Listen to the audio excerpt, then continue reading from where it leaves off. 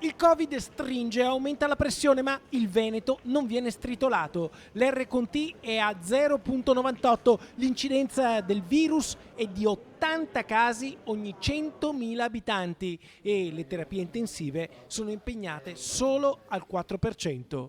Tutto sotto controllo dunque, è una fascia bianca senza ombre, quella del Veneto, tra le regioni classificate a basso rischio assieme a Lombardia e Lazio. Un'oasi, visto che il resto dell'Italia è a rischio moderato.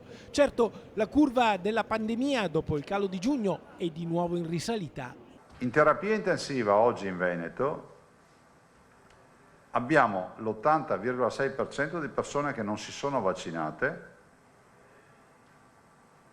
o che hanno avuto solo una dose. In particolare sull'80,6%, 80,6%, il 2% sono persone che hanno solo una dose, quindi che noi, come accade nella letteratura scientifica internazionale, consideriamo ancora non vaccinati. Nell'area non critica il 78,5%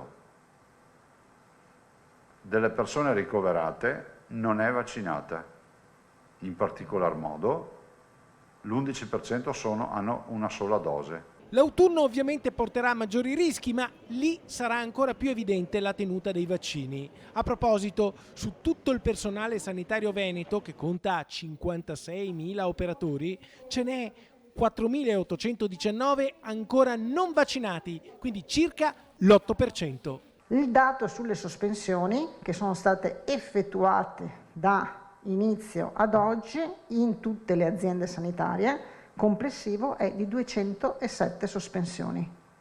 E io vi dico solo le sospensioni dei nostri, quindi di quei 4, 8 e 19 che oggi non sono vaccinati, che sono quelli che rimangono che non hanno quindi avuto la vaccinazione, ne sono già stati sospesi 207.